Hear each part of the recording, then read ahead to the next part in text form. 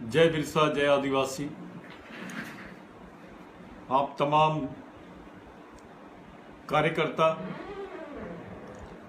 जागरूक जनता और मूवमेंट के मिशन के तमाम साथियों और भारत के प्रबुद्ध नागरिकों, आज हम जिस विषय पे बात कर रहे हैं, जल, जमीन, जंगल और आदिवासियों की अर्थव्यवस्था, ये एक ऐसा विषय है जिस पर इस देश में बात नहीं की गई। ये अनछुआ विषय है, अनटच, जिस पर सीरियसनेस इस देश में दिखाया नहीं गया। इसलिए आज हम लोगों को इस विषय पर बोलने की जरूरत पड़ रही है। आदिवासी विचार मंच, Birsa brigade, self respect movement, all India indigenous student federation और देश के तमाम आदिवासी संगठन, हमारे तमाम आदिवासी संगठन जो जमीन पर काम करते हैं, जो समाज के बीच में काम करते हैं, इन तमाम लोगों को मैं इस तरफ उनका ध्यान केंद्रित करना चाहता हूं। आदिवासी अर्थव्यवस्था को जब हम देखते हैं तो हमको तीन बातें पहले ध्यान में रखनी चाहिए।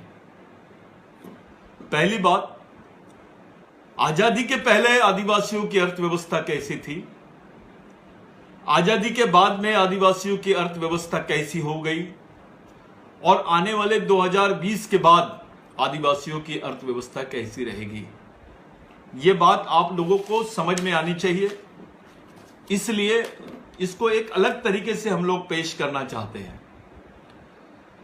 साथियों, आजादी के पहले इस देश में 58% जंगल थे, 58% जंगल, और आजादी के बाद जो जंगल बचे हैं वो 28% से 32% तक के जंगल है, जिसमें वनीकरण और सामाजिक वनीकरण, सोशल फॉरेस्टाइजेशन और फॉरेस्ट, नेचुरल फॉरेस्ट, ये दोनों अलग अगर हम लोगों ने देखे तो ये करीब 28 से 34% जंगल, केवल 28% जंगल आज हमारे पास में सीमित है। और इन जंगल के एरिया में, इन जंगल के क्षेत्रों में भारत के 80% आदिवासी निवास करते हैं। देखिए,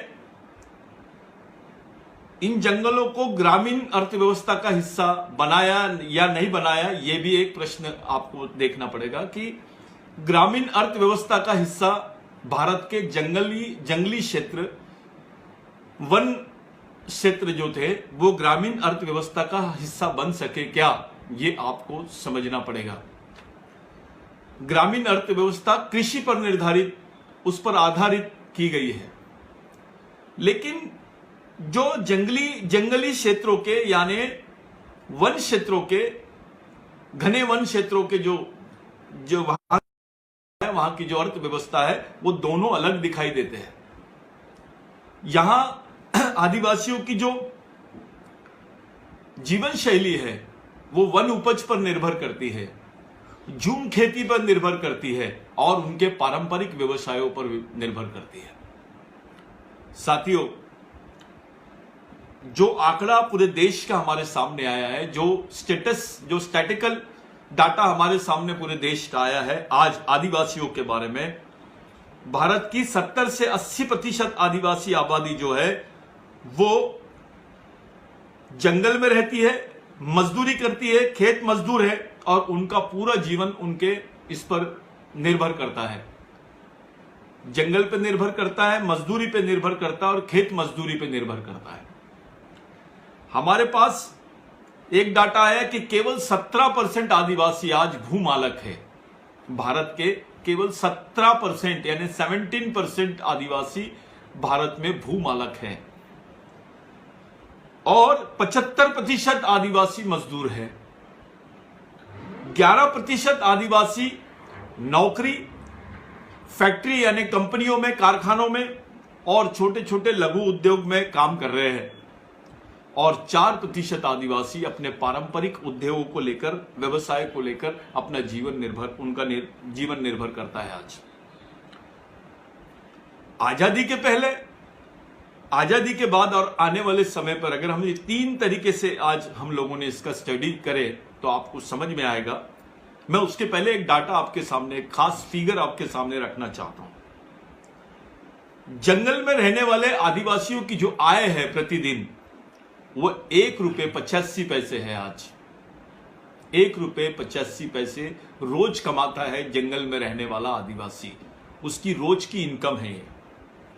जो ग्रामीण क्षेत्र में रहता है आदिवासी, यानी थोड़े विकसित लेकिन ग्रामीण क्षेत्र, वहां पे जो आदिवासी समुदाय रहता है, उसकी रोज की जो इनकम है, रोज की जो आय है, वो है 6 रुपये 80 पैसे प्रतिदिन।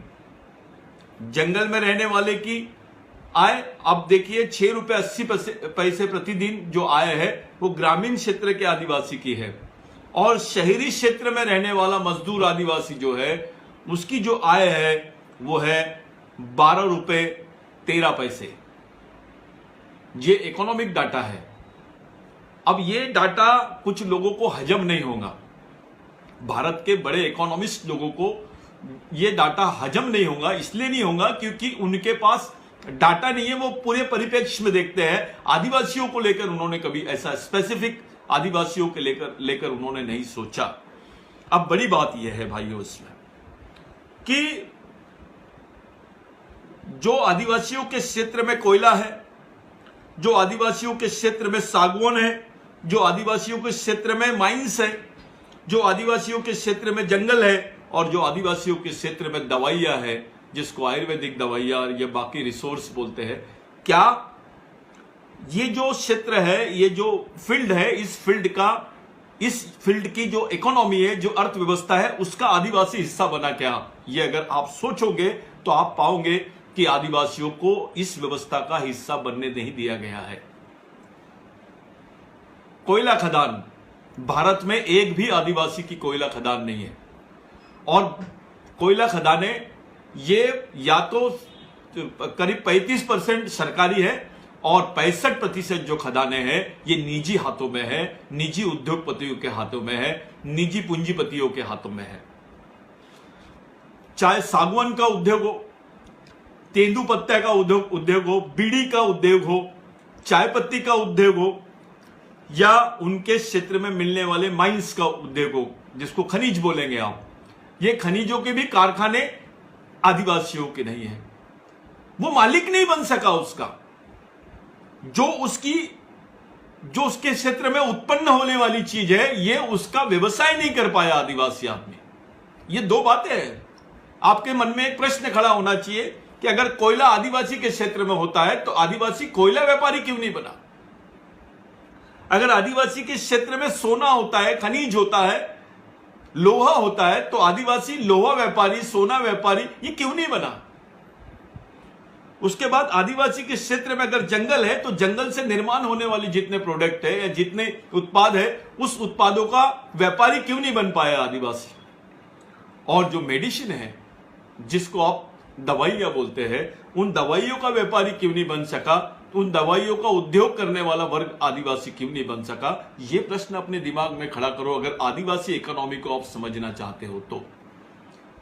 ये प्रश्न मैं आप लोगों को इसलिए बताना चाहता हूं कि जो चीज आपकी जमीन पर है, जिस चीज के आप मूल मालिक हो, उस चीज का व्यापार आप क्यों नहीं कर पाए, या आपको व्यापार करने नहीं दिया गया, ये चीज आपको समझनी पड़ेगी। आप इस अर्थव्यवस्था का हिस्सा तो बनना चाहिए था आदिवासी। पूरे विश्व में 3रे नंबर का देश है भारत, जहां पे सबसे ज्यादा कोल होता है, इंटरनेशनल बिजनेस है। और आप देखिए कोल का जो बिजनेस करने वाला वर्ग है, जो कोल का उत्पादन करने वाले लोग हैं, अंतरराष्ट्रीय स्तर पर और राष्ट्रीय स्तर पर, क्या वो आदिवासी है? जिनका कोई लेना देना नहीं है आदिवासी क्षेत्रों से, वो उस उद्योग के सबसे बड़े उद्योजक हैं। ये क्यों हुआ है? ये किस लिए हुआ है? ऐसा क्यों हुआ? ये अगर जब आप सोचते हो तो आपको समझ में आता है कि आदिवासियों को इस उद्योग में घुसने नहीं दिया गया। दे आर रिस्ट्रिक्टेड, उनको रिस्ट्रिक्ट किया गया, उनको रोका गया, उसका उद्योग करने के लिए रोका गया, उसकी ओनरशिप के लिए रोका गया, उसकी इकोनॉमिक ओनरशिप उसको नहीं दी गई। उसकी जमीन का मालिक है, जिस जमीन पे कोयला निकलता है उसका जमीन का मालिक आदिवासी है, लेकिन उस कोयले का व्यापार का मालिक आदिवासी नहीं है, यानी आर्थिक व्यवस्था से उसको पूरी तरह निकाल दिया गया। ये जब हम आदिवासी अर्थव्यवस्था के बारे में हम सोचते हैं तो पहले उनकी अर्थव्यवस्था के साथ में जो दुराभाव हुआ है, जो डिस्क्रिमिनेशन हुआ है, वो देखना पड़ेगा हमको। जब हम देखते हैं गौर से, डीपली जाके, गंभीरता से अंदर जाके जब हम लोग देखते हैं तो हमारे सामने एक प्रश्न खड़ा होता है कि आदिवासियों को इस उद्योग से पूरी तरह बाहर किया गया है। साथियों, कोई तेल निकालता है तो वो तेल ही कहलाता है। आदिवासियों के पास में कोयला था, कोयला है। आदिवासियों के पास में जंगल था, जंगल है। आदिवासियों के पास में उनकी जमीनों पर माइंस थी, माइंस है। आदिवासियों की जमीन पर जो फूड प्रोडक्ट्स यानी जो फॉरेस्ट प्रोडक्ट है, जैसे गोंद हो गया है, जैसे आपको आंवला हो गया है, अन्य अलग अलग टाइप के प्रोडक्ट है, केंदू पत्ता हो गया है, आपके बहुत सारे मेडिसिन है वो अलग हो गए। यानी ऐसे चीजों का भी उद्योग आदिवासी आदमी नहीं कर पाया। अब सवाल खड़ा होता है क्यों नहीं कर पाया।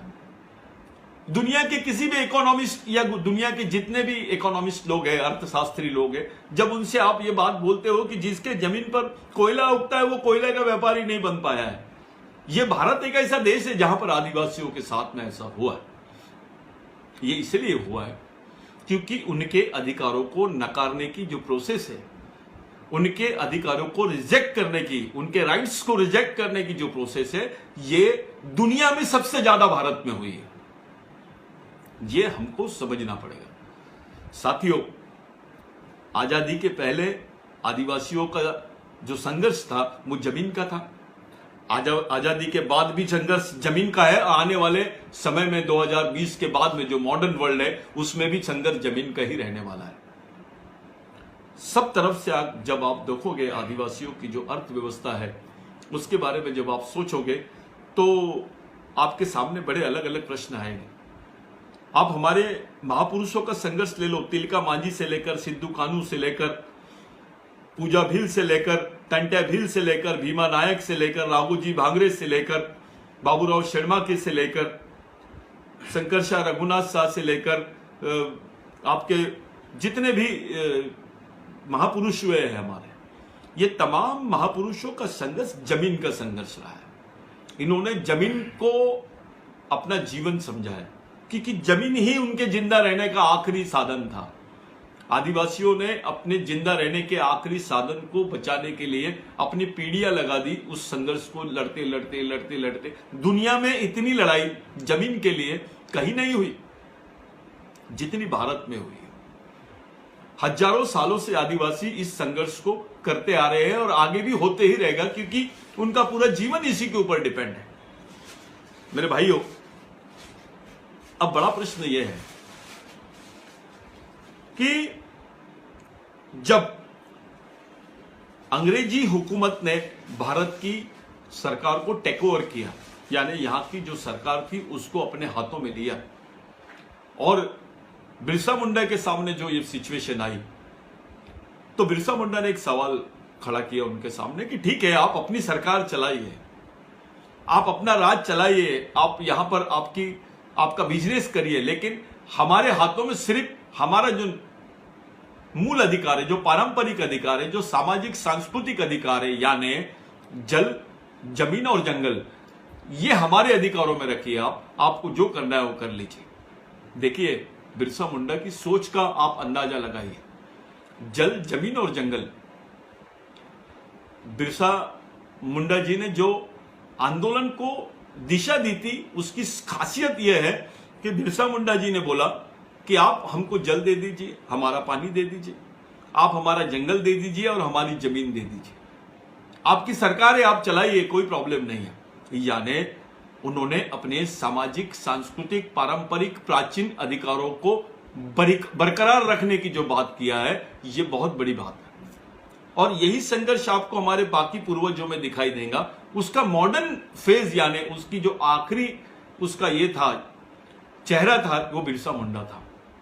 और बिरसा मुंडा का संघर्ष भी आप जब देखते हो तो आदिवासी अर्थव्यवस्था के इर्द गिर्द नजर आता है। बिरसा मुंडा ने समाज को जिंदा रखने के लिए, आदिवासियों को जिंदा रखने के लिए, ग्रामीण अंचल के लोगों को जिंदा रखने के लिए, गरीब शोषित मजदूरों को जिंदा रखने के लिए जिस टाइप की मांग की थी, मेरे को ऐसा लगता है भारत में किसी ने नहीं की ऐसी बात। ये समझा ही नहीं किसी को। डॉक्टर बाबा साहब अंबेडकर ने गोदावरी के आंदोलन में बिरसा मुंडा को कोट किया कि मैं अपने आंदोलन का गुरु मानता हूं बिरसा मुंडा जी। यहां तक के गांधी जी ने बोला कि बिरसा मुंडा की जो अपनी सोच है कि हमारे गांव में हमारा राज, मावा नाटे मावा राज, हमारे गांव में हमारी सरकार, ये जो सोच थी बिरसा जी की, वो सोच ग्रामीण आदमी के जीवन से, उसकी अर्थव्यवस्था से जुड़ी हुई सोच थी।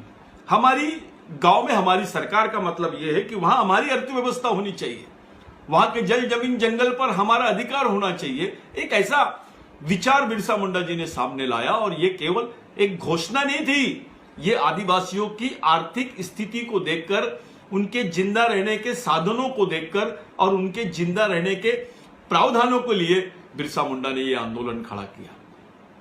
ये मामूली आंदोलन नहीं था, ये जिंदा रखने का आंदोलन है।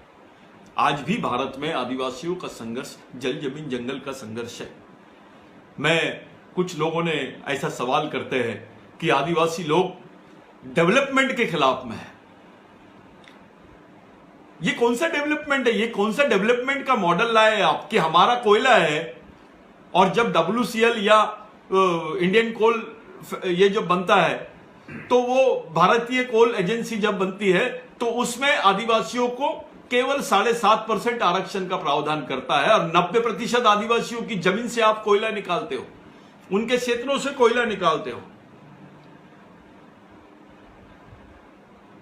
तो 90% आदिवासियों को वहां पर नौकरी मिलनी चाहिए थी। ऐसा क्यों नहीं हुआ?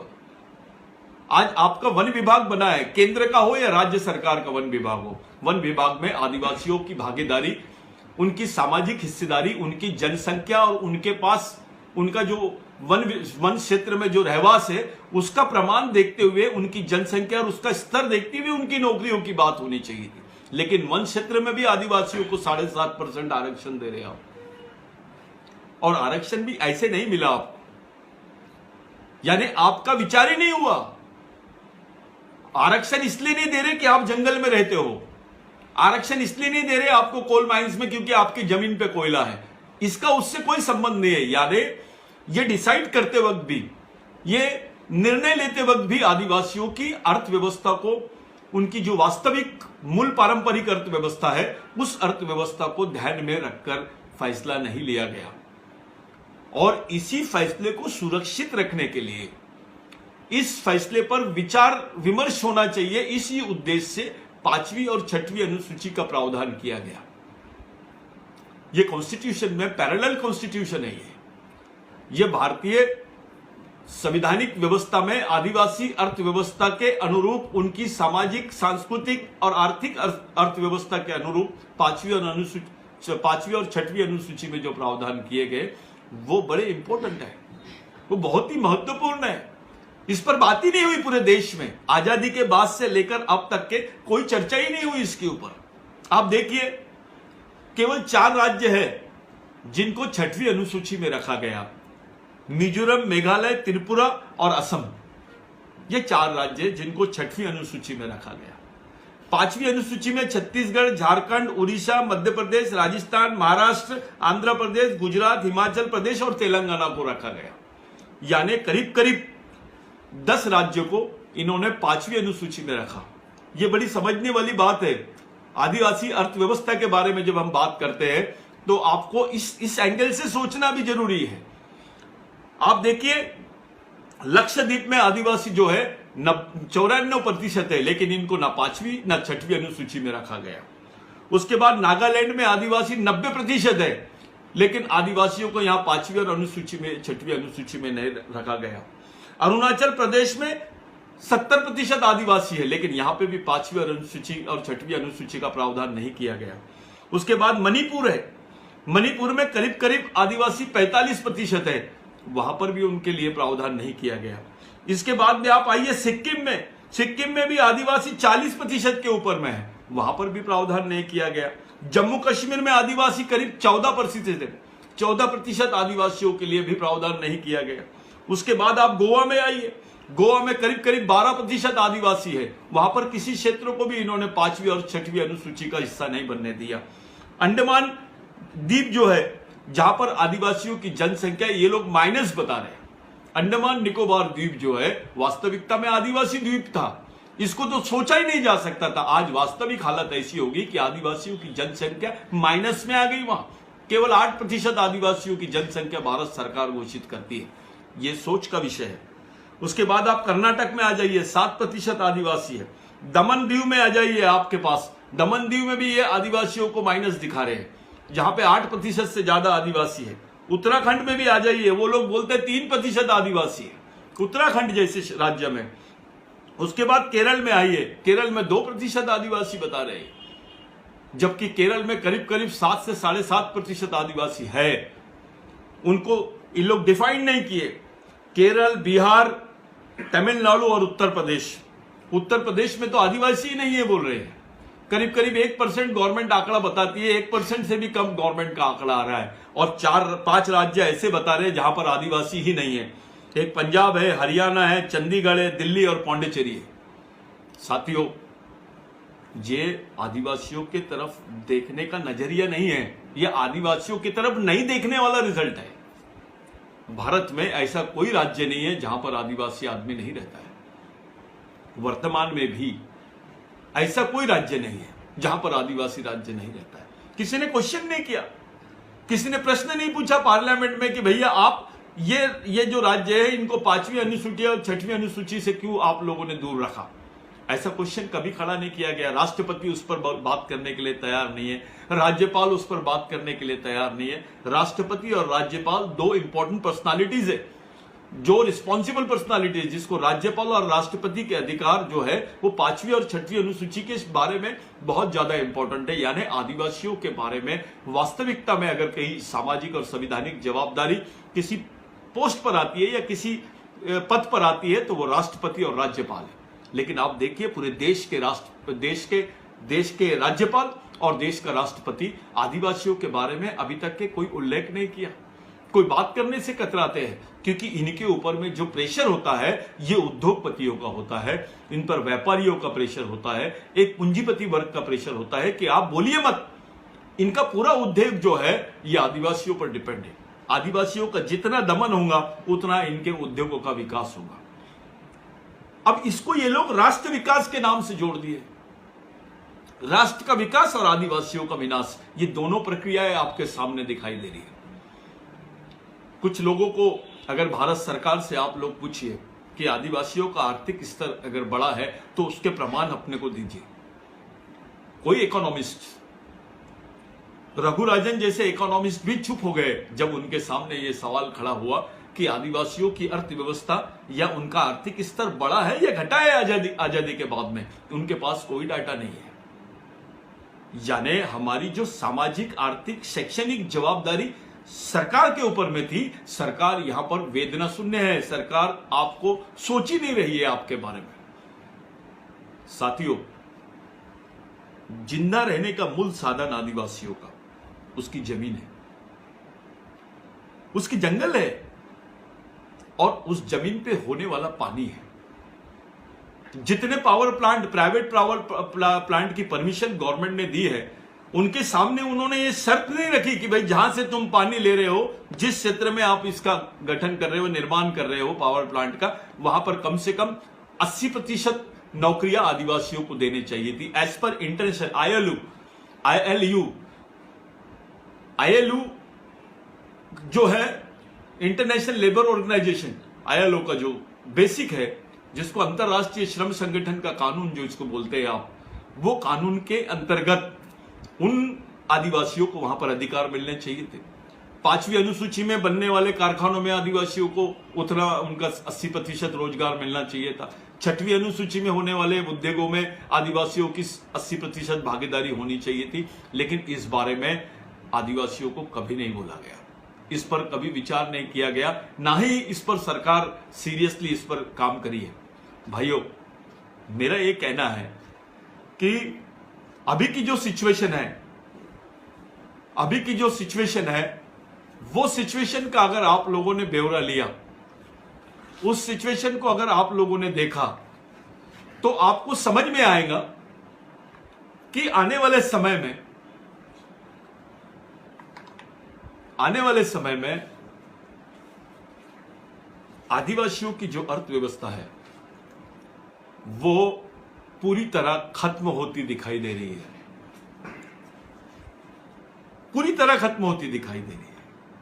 ये इसलिए हुई क्योंकि आपको सांस्कृतिक तरीके से खत्म किया गया, आपके सामाजिक और पारंपरिक सांस्कृतिक वातावरण को ही खत्म कर दिया गया।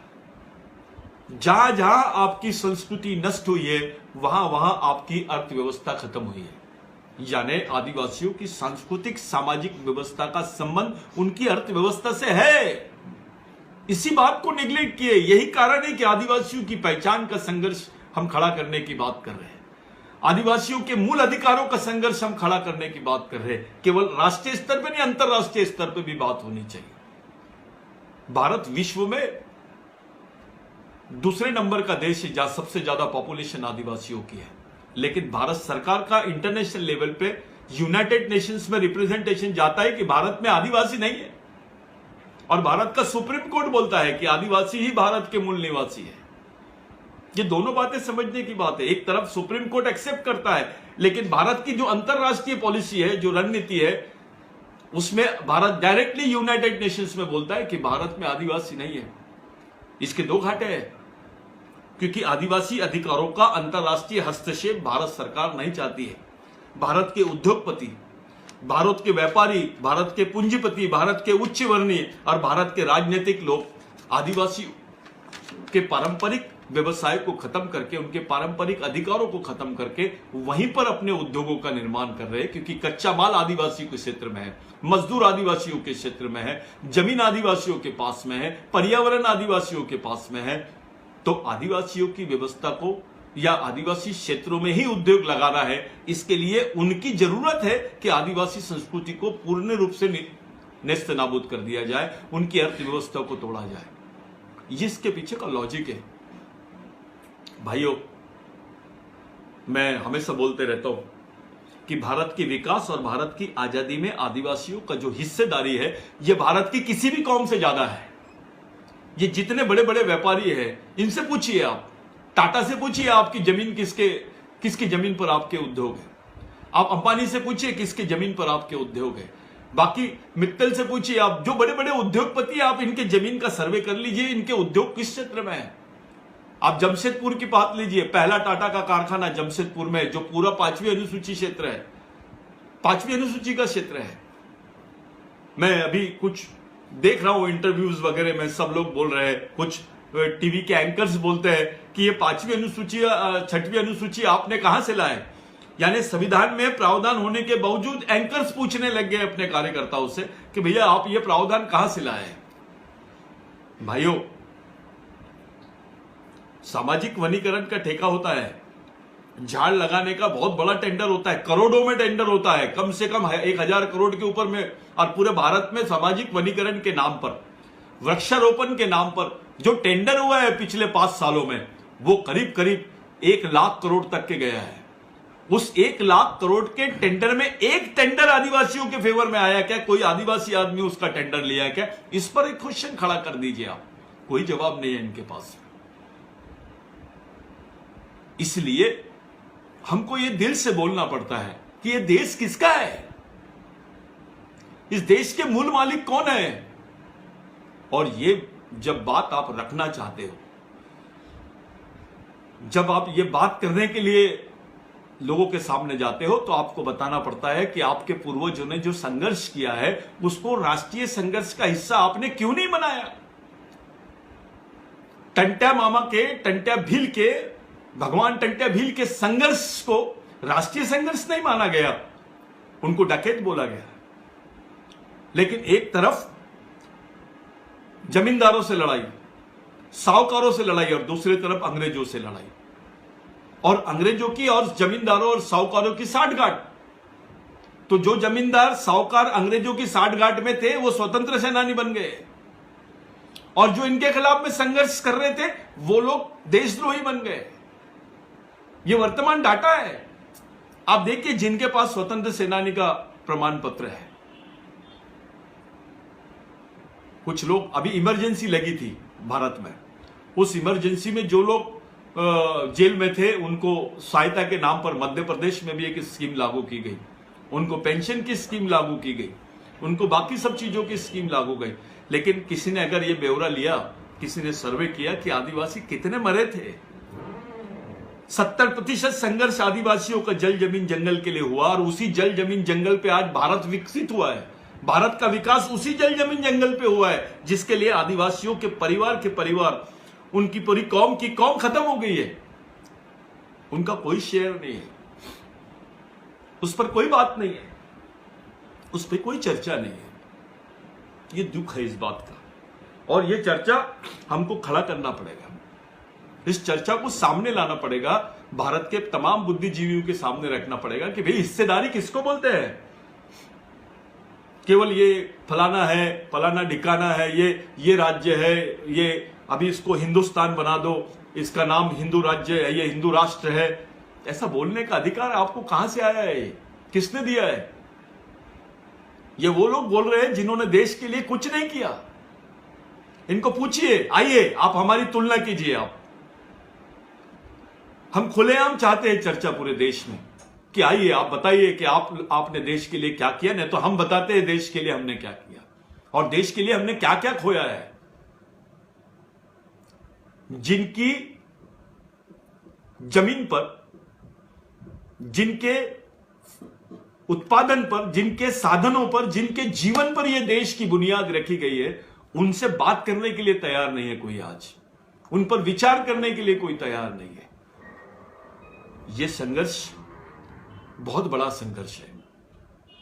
आदिवासी इकोनॉमी एक ऐसा विषय है भाई, आदिवासियों की अर्थव्यवस्था, जल जमीन जंगल से जुड़ी हुई जो अर्थव्यवस्था है, आज जल जमीन जंगल के अधिकारों से आपको वंचित कर दिया। आपकी अर्थव्यवस्था कैसे खड़ी होगी? आपको तो वहां रहने ही नहीं दे रहे।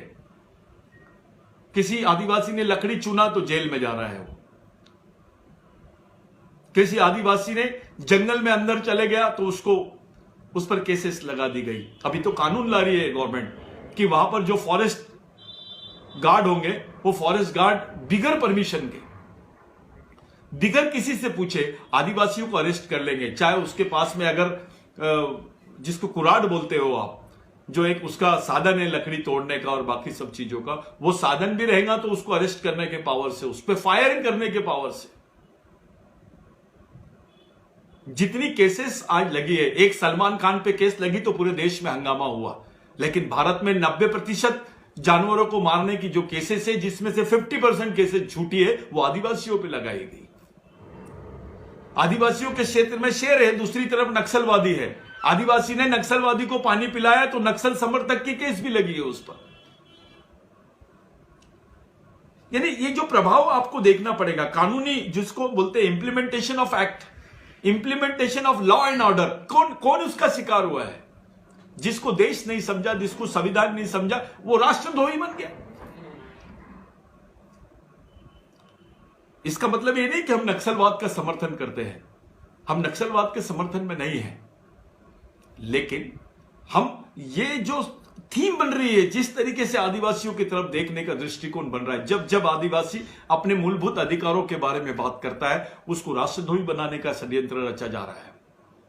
कोई चैनल इस पे खुल के बात नहीं करता है, कोई चैनल बात करने के लिए तैयार नहीं है। हम तो खुला निमंत्रण देते हैं कि आइए आप हमसे बात कीजिए, खुल के बात कीजिए अर्थव्यवस्था के बारे में। इस देश की अर्थव्यवस्था में आदिवासियों का योगदान, इस देश की आजादी में आदिवासियों का योगदान, इस देश के विकास में आदिवासियों का योगदान और आदिवासियों का प्राचीन इतिहास और उसकी मालकियत, ये विषय रखिए और बात करिए आप।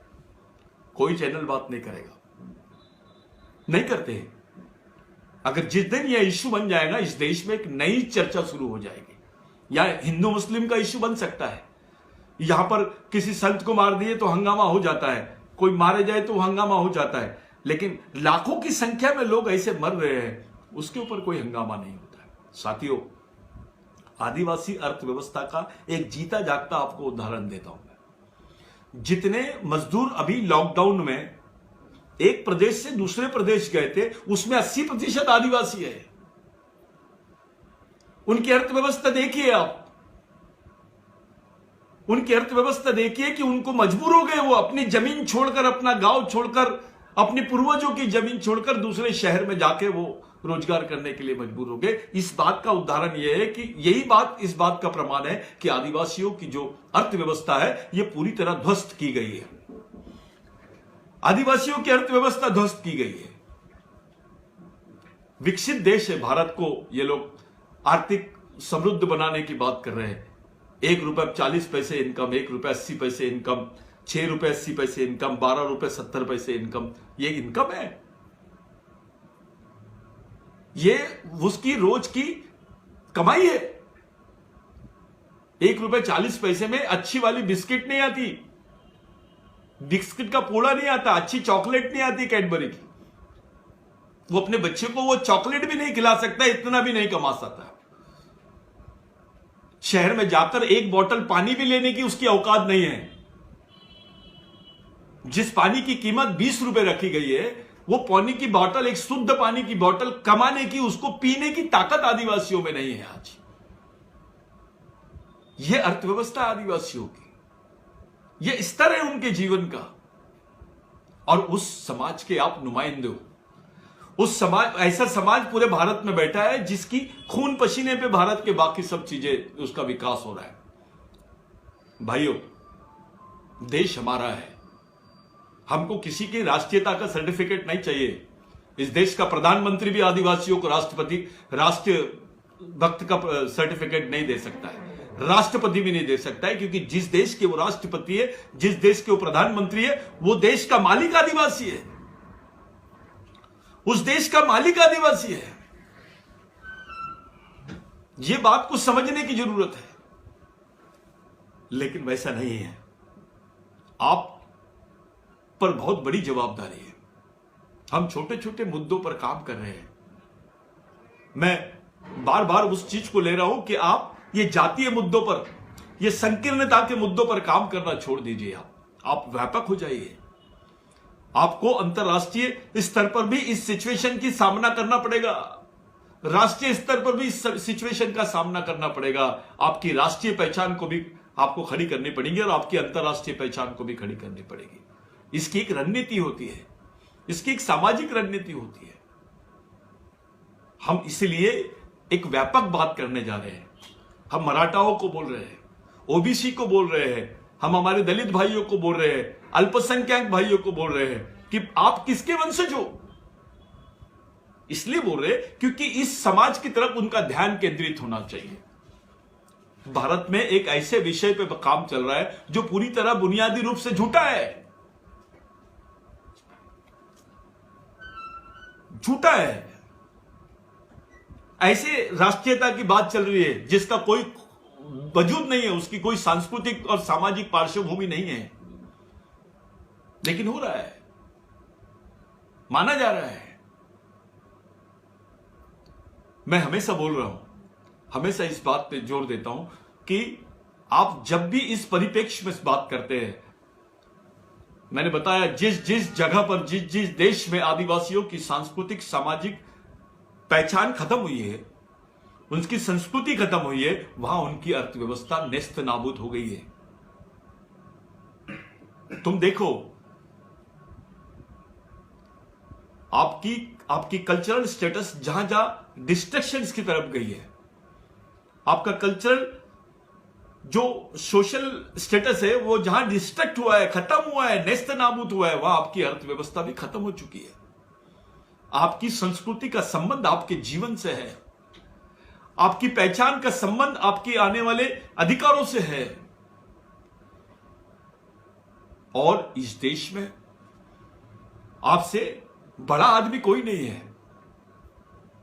प्रधानमंत्री है लेकिन वो आदिवासी नहीं है, प्रधानमंत्री होना बड़ी बात हो सकती है, राष्ट्रपति होना बड़ी बात हो सकती है, लेकिन उससे बड़ी बात है आदिवासी होना, मालिक होना। आप इस देश के जमीनी मालिक हो। वो राजनीतिक पद है, लेकिन सामाजिक पद आपके पास है। आप अपनी पहचान को कायम रखो, जातीय पहचान को नहीं, सामाजिक पहचान को आप कायम रखो। आज चुनौती है हमारे सामने कि आपके आरक्षण के प्रावधान खत्म होते चले जा रहे हैं, निजीकरण आ रहा है। आपका आरक्षण पूरी तरह खत्म होने वाला है। आपके पास पढ़ा लिखा वर्ग है, लेकिन उसके पास अर्थव्यवस्था नहीं है, उसके पास इतने साधन नहीं है कि खुद का उद्योग खड़ा कर सके। आपको इस उद्योग का हिस्सा भी नहीं बनने देंगे। मैंने शुरुआत में ही बताया, जमीन आपकी, कोयला आपका, लेकिन कोयले का व्यापार आपका नहीं है। जंगल आपका, जंगल पे होने वाला पेड़ आपका, लेकिन आरा मशीन के आप उस हकदार नहीं है। आप उससे होने वाले उत्पादन के आप हकदार नहीं है, उसके व्यापारी भी नहीं है। आप जो आपका उत्पादन है, जो सब कुछ आपका है, और उसके आप व्यापारी नहीं है। आदिवासी की जमीन, उसका कोयला, लेकिन कोयला खदान में रोजंदारी पे काम करने वाला आदिवासी है, और वो भी इतनी अवस्था में कि उसका खाने का भी उसकी रोजंदारी से इंतजाम नहीं हो सकता है। मैं एक उदाहरण देता हूं आपको। विश्व में यह बड़ा अलग टाइप का उदाहरण आपको दिख रहा है।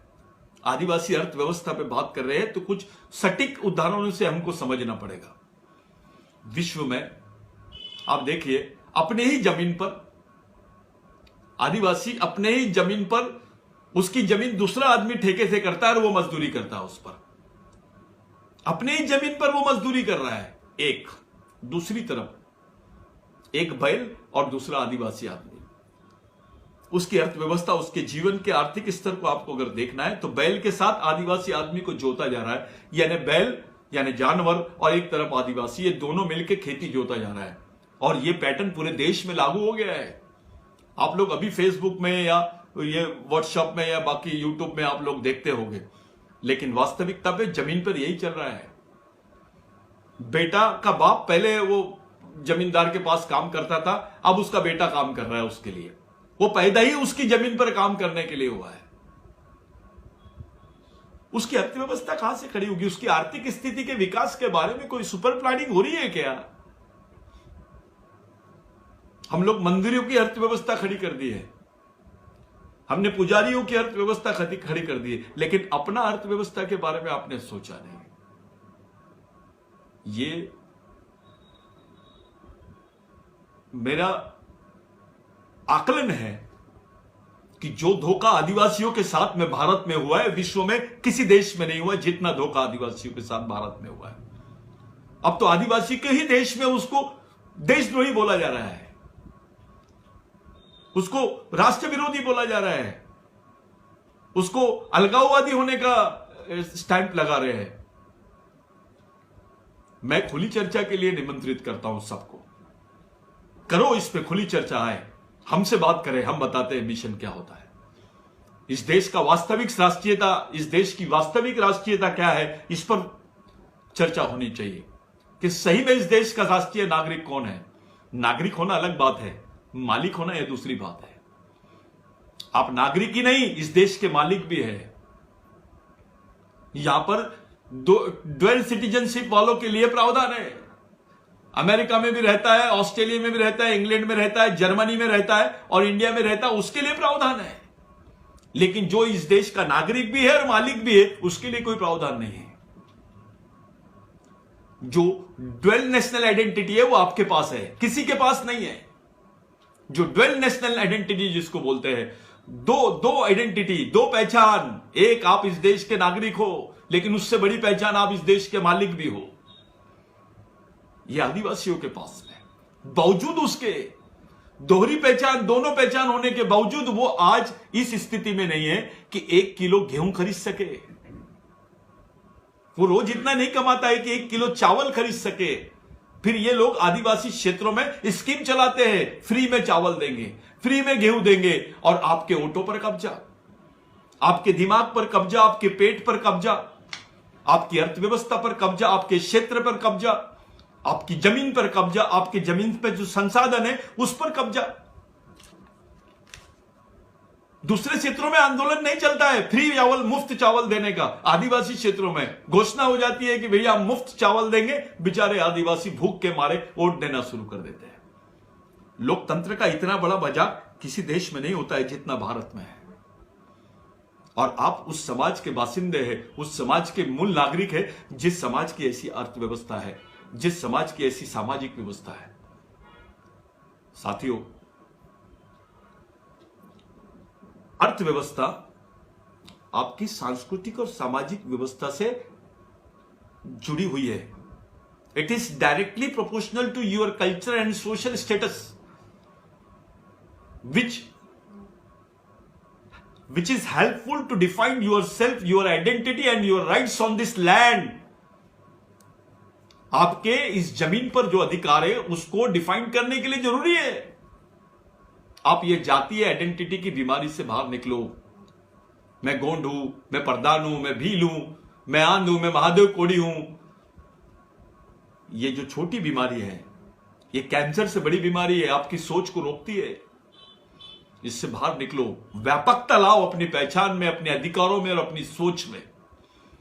जब आप एक जगह आओगे, जब आप संगठित हो जाओगे, तो आपके संघर्ष को एक दिशा मिलेगी, उसका वजन रहेगा। अगर पूरे आदिवासी जनजातियों ने भारत में आंदोलन कर दिया तो भारत बंद हो जाएगा। कोई नहीं कर सकता, केवल आदिवासी कर सकते भारत को। भारत में इतनी जगह पर आदिवासी है।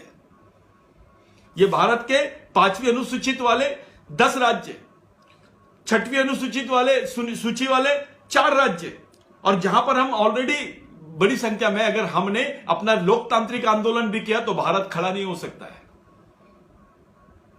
ये बोलते हैं कि भाई इस देश की अर्थव्यवस्था में आदिवासियों को कोई हस्तक्षेप नहीं है, क्योंकि रोड बंद हो जाएगा तो आदिवासी को कोई, उससे आदिवासी का कोई लेना देना नहीं है इसमें। रोडवेज अगर बंद कर देंगे तो वो क्रेडिट पूरे बड़े बड़े लोगों को जाती है, हमारे सरदार भाइयों को जाती है, हमारे सिंधी भाइयों को जाती है। मेडिकल स्टोर बंद होगा तो इनको जाती है, दारू का व्यापार बंद होगा तो वो क्रेडिट हमारे दूसरे भाइयों को जाती है, मंदिरें बंद होंगी तो दूसरे भाइयों को उसका क्रेडिट जाता है। हम इस देश की अर्थव्यवस्था को प्रभावित नहीं कर सकते, ऐसा चित्र बना दिया गया हमारे सामने। साथियों, आदिवासी क्षेत्र लॉक हो जाएगा तो देश लॉक हो जाएगा, देश के उद्योग लॉक हो जाएंगे, पावर प्लांट लॉक हो जाएंगे, कोल माइंस लॉक हो जाएंगे, जो बड़े बड़े खनिज मैग्नीज के सेंटर से वो लॉक हो जाएंगे, वाटर सिस्टम लॉक हो जाएगा। 10 एकड़ जमीन है आदिवासियों के पास, मध्य प्रदेश, छत्तीसगढ़, झारखंड, उड़ीसा, 10-10 एकड़ जमीन है, लेकिन शहर में मजदूरी कर रहे हैं। इसलिए क्योंकि इनके जमीन के पास से जो पानी की नहर जाना चाहिए था वो उन लोगों की तरफ गया है, जिनको जो इनकी आर्थिक हालत पहले से ही अच्छी है, जिनका राजनीतिक वर्चस्व है, उन लोगों ने अपनी जमीनों के पास से उसका पानी का नहर निकाल लिया। मैं एक आकलन किया हूं पूरे देश में घूमकर, केवल 13% लोग ये जमीन के नहरों से जो इन्होंने पानी के रिसोर्स बनाए खेती के लिए, उससे 13% आदिवासियों को फायदा हुआ है। बाकी बेचारे 87% आदिवासी जो है वो महरूम हो गए। उनको फायदा होना था, उनकी अवस्था ऐसी होगी, 10 एकड़ जमीन है और शहर में 10 रुपए के लिए मजदूरी कर रहा है। चाहे कहीं का भी, महाराष्ट्र का भी आदिवासी हो, गुजरात का हो, छत्तीसगढ़ का हो, कहीं का भी आदिवासी हो, उसकी यही हालत है। इस भारतीय अर्थव्यवस्था में, भारतीय व्यापार में आदिवासी न शिक्षा पद्धति में है, न किसी चीज का, इनकी सोच का हिस्सा नहीं बन पाया आदिवासी।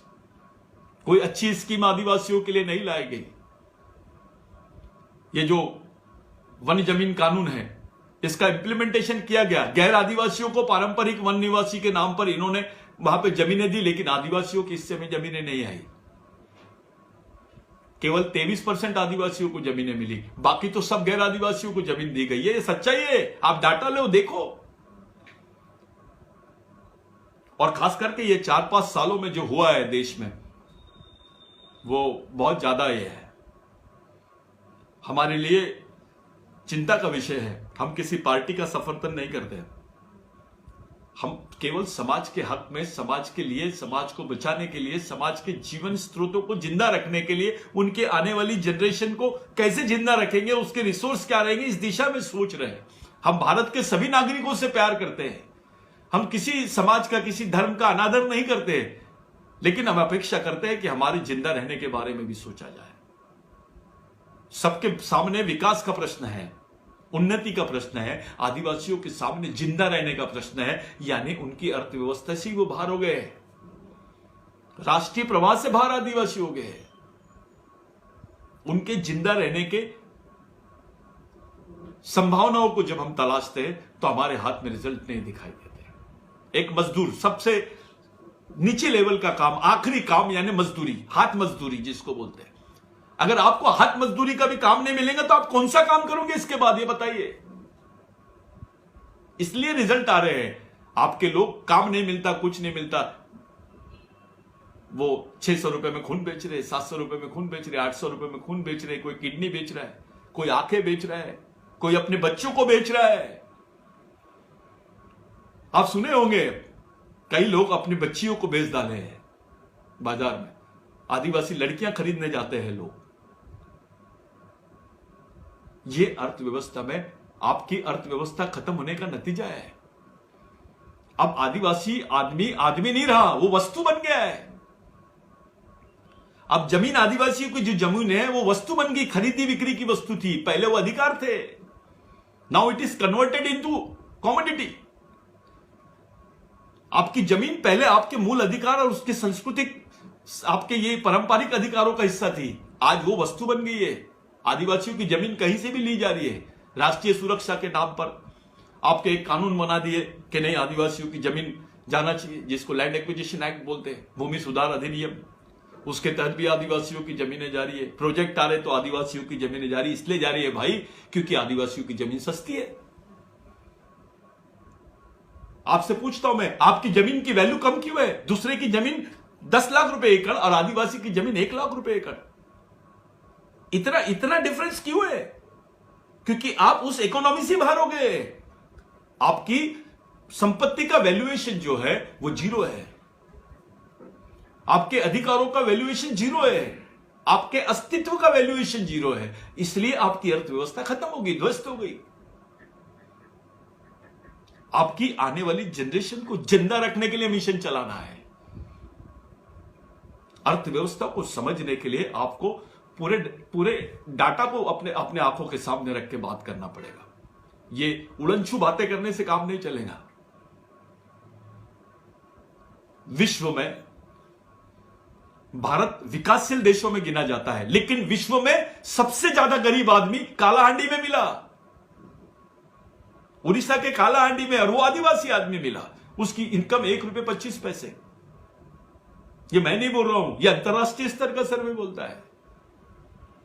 यानी भारत विश्व में अभी बड़ी इकोनॉमी की तरफ जा रहा है और विश्व का सबसे गरीब आदमी आदिवासी है और भारत का। ये दोनों चीजों को समझो आप, देश का विकास और आदिवासी का विनाश, ये दोनों चीजें समझना पड़ेगा आपको। देश का विकास हो रहा है, मान्य है, अच्छी बात है, आदिवासियों का विनाश क्यों हो रहा है, इस पर बात करो ना। आपकी सोशल एडवोकेसी करने वाला वर्ग इस देश में नहीं है।